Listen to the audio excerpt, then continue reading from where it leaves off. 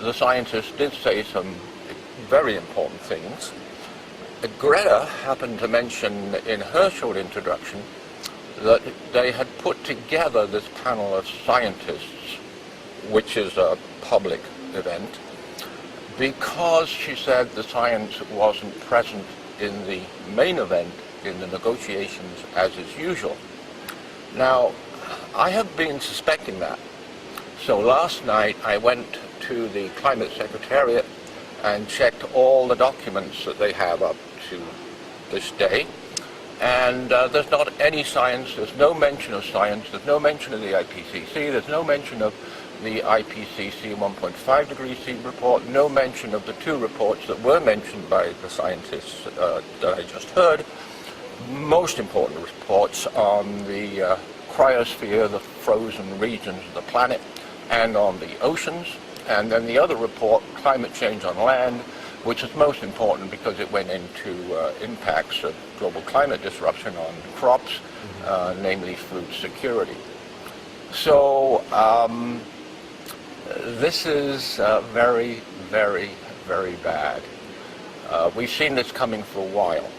In the COP a couple of years ago, there was a lot of media given to the terrible fact that 4 of the countries got together to block the tabling of the most important IPCC report ever, which was the 2018 IPCC report on 1.5 degrees C, which showed that 2 degrees C, the old target since 1996, is total catastrophe, and 1.5 degrees C is still disastrous, but that is where we must aim.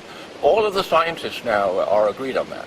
They're all behind 1.5 degrees C, although it seems almost impossible to do that. But the scientists today said, no, it still is possible, but only if we reduce emissions. I'm quoting from the scientists of the panel this morning. Only if we reduce emissions by 7% every year from next year, so that we can reduce global emissions 50% by 2030. We can do that. If we wait any longer, it becomes impossible to do it, because now we're on this absolute critical crux of emissions and atmospheric greenhouse gas concentrations, whereby, as one of the scientists said this morning, every year matters. So COP25 is yet another circus, but the acts are absolutely terrible in this circus. It's another delay. If I was just the man in the street asking you if this process is fit for purpose, what would your answer be? Oh, it's always been set up to fail. And we have seen, I mean, you know, since 1995, we've seen, in actual fact, the first 2 COPs were pretty hopeful. Ever since then, things have gone down, down, down, down, down. And the reason why they're set up to fail is very interesting. When the convention was signed in 1992 and ratified in 1993, the UN Convention, which, by the way, defines safe climate change as safe levels of atmospheric greenhouse gas concentrations, right, which is a much more scientific, better, reliable limit than talking about global warming, okay? So it's set up to fail because in the convention it said that major decisions will be made by consensus. So the first thing in 1993 that the negotiators, the parties, got together on is, well, what are we going to call consensus? So most of the countries said, well, obviously, you know, 2/3 majority, 66%. No, that didn't happen. We still don't have a definition of consensus under the convention. It's absolutely absurd. So what happens is, every single year, they have what they call an ad hoc decision, and the decision is made by whoever is hosting and holding the COP meeting. Right. And it's always either unanimity which the French government made the Paris Agreement. They said that there's going to be total agreement or there's going to be no agreement, okay? Or virtual unanimity. In other words, they'll pass something if one or two parties object, okay? But as you can see, this is set up to fail because it just takes a couple of countries to be able to veto any major decision. And that's what we've seen now. We know for sure that the United States, Russia, Kuwait, and Saudi Arabia, at the very least, we know that they are blocking the science from the negotiations. And it seems that in this COP, they're being dropped completely. If we were going to inject some science into these proceedings, what would those injections look like? What would they be full of? That's an excellent question. Clearly, we would go by what the convention requires, and we would go by the atmospheric greenhouse gas concentrations. So the question is, what's happening to the greenhouse gas concentrations? Well, they're all accelerating. Right now, all three atmospheric main greenhouse gas concentrations, the amount of greenhouse gases in the atmosphere, they're all accelerating. Carbon dioxide, methane since 2000, and now a paper released this year, nitrous oxide. So all three are on an accelerating trend. Now what does that mean? It means we're on a trend to total planetary catastrophe. We're on a trend to biosphere collapse. Right. Now there are publications from scientists over the past, actually 8 years that I can think of, that have pointed this out. Right, that this is where we're headed. So we would go by atmospheric greenhouse gas concentrations, and with respect to that, carbon dioxide, of course, is the most important one. It's responsible for most of the heating and all of the ocean acidification. Yeah. And this year, 2019, the atmospheric carbon dioxide increase rate was the highest that it's ever been. It's on a par with 2016, which was a record. And so we are increasing CO2 in the atmosphere at a rate that's definitely, and the World Meteorological Organization has told us, is definitely faster than anything that's happened in the past 40 to 50 million years. Incredible. I think most people have heard that atmospheric carbon dioxide concentration is the highest in 3 to 5 million years. It's now running at a mean of 412 parts per million. Put that into context, we now have an ice core that goes back 2.2 million years. The highest atmospheric CO2 has ever been is 300 in the past 2+ million years. So we're now at 412, rising fast scenarios. We've always had these scenarios. They've always been confusing to the public and totally confusing to the policymakers. They're invented by the IPCC. Interestingly, Shell Oil Corporation was way involved at the beginning of these scenarios, okay? And you've got to think they're set up to confuse people for this reason. The two emission scenarios which we really would like is, number one, the one that we are on.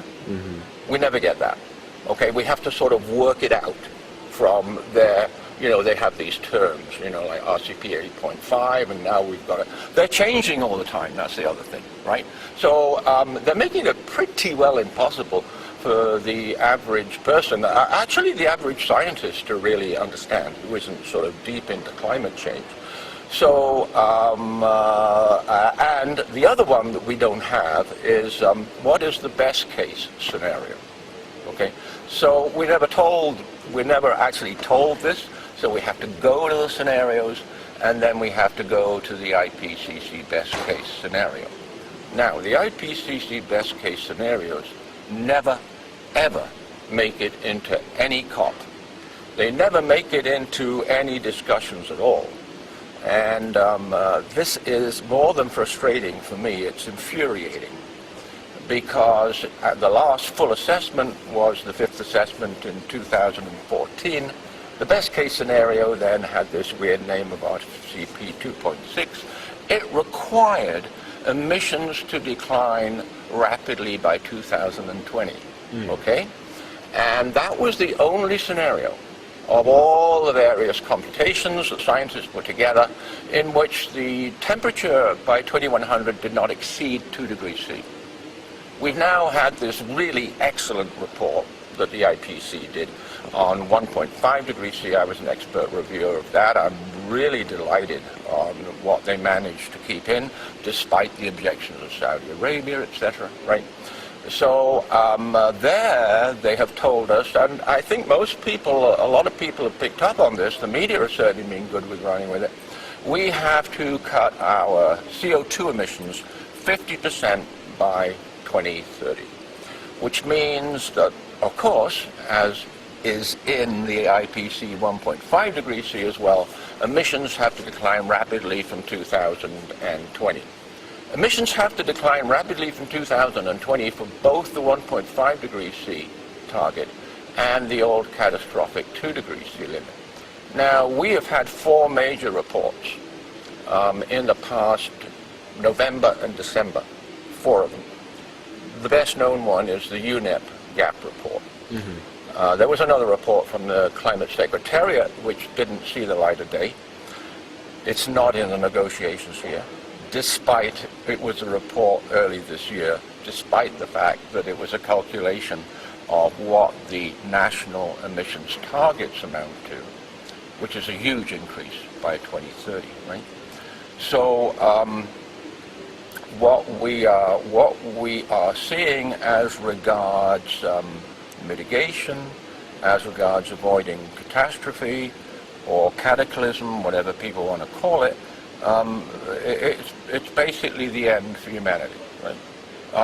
What we're looking at today, which is biosphere collapse, in best scientific term, and I presented this at conferences, international conferences, we're looking at the end of the Cenozoic age, right? We're living in the Cenozoic age now for the past, 60-odd million years. There never has been the richness, the diversity of life on planet Earth as in the Cenozoic, right? That diversity, that richness is being utterly destroyed, both by deforestation and now by catastrophic climate change, right? We have had catastrophe after catastrophe after catastrophe, let's face it, affecting all the main regions in the planet, right? From the Arctic right down to the small southern islands, China, India, particularly Africa. Africa right now is in a massive severe drought. If you imagine sub-Saharan Africa, and if you take the bottom third of that, a vast area, it is all in severe, severe drought, which it's been in for a few years. Chile, in the southern hemisphere, is in a mega drought. There's a mega drought around Santiago, where this conference was supposed to be held, and going down to southern Chile. In other words, those regions in Chile are never going to get out of drought, at least for 50 or 60 years, the experts say. Australia, you mentioned, unprecedented fires again. Australia is in a mega drought. The scientists in the next year or two will confirm that Australia is also in a mega drought. We'll never get out of the drought. So what's happening? What's happening to mitigate this? What's happening to respond to this? What's happening to prevent all of these forest fires, droughts, severe storms, powerful hurricanes, floods? What's happening to lessen them at least? Absolutely nothing. Absolutely nothing. Nothing's going to come out of this COP with regards to doing anything or responding to that. That was decided, I heard, on the very first day. On the very first day, I was told that the parties, again, under control of the big emitters, the parties made the decision that they're not going to look at an improvement of their national emissions targets. Now, what do you call this? I'm also co-author of a book we published last year called Unprecedented Crime, The Denial of Climate Change Science. This is a terrible, terrible crime, right? It is unbelievable what these high-emitting, fossil fuel-producing countries are doing. It's really unbelievable. In moral terms, thank you, Pope Francis. Great encyclical a few years ago, 2015. Since then, he said that it is a sin against God. Yeah. And very recently, he said it is a crime. That means in moral terms, it's evil, right?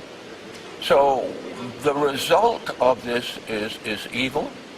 The countries that are blocking any progress on emissions, they are acting in the most evil way that anybody could imagine, because we're looking at the destruction of Earth, oceans and land. So, on a final note, if you're going to deal with the evil, how would you deal with it? Well, I think, first of all, it's a great question. I think most of all we have to call it what it is. And few people are doing that. We certainly have to be calling it an unprecedented crime. We certainly should be doing that. Now, there we're looking for authors and respected people outside of the COP. But I said nothing good is ever going to come out of these COPs, right? So that's where the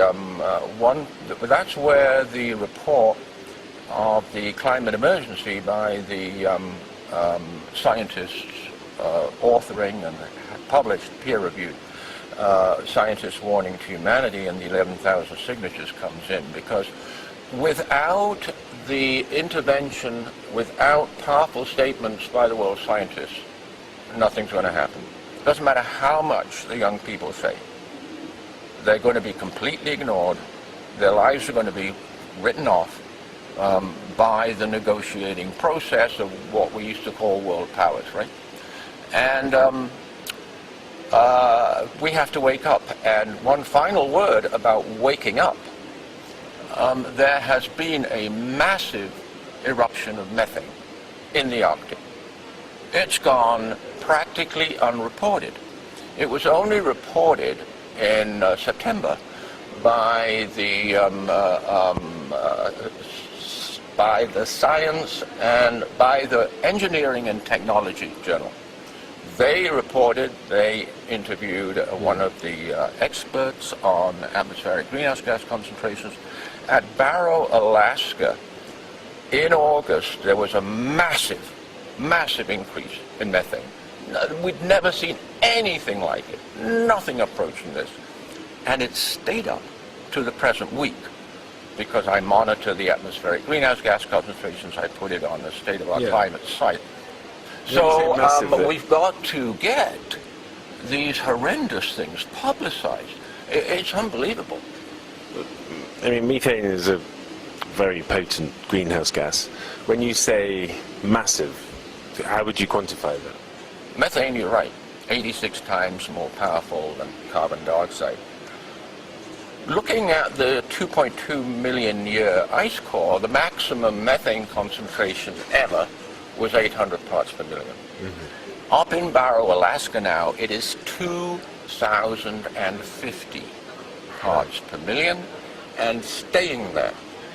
It's been up there for 4 months, right? We know that really, really bad things are happening in the Arctic. Can I just ask, if it's staying there, does that mean there's a continual source? Yes. Yeah, and because it's in the wintertime, and because we have known for many years that there's a vast amount of methane hydrate on the North Alaska slope going down to the shallow continental shelf there.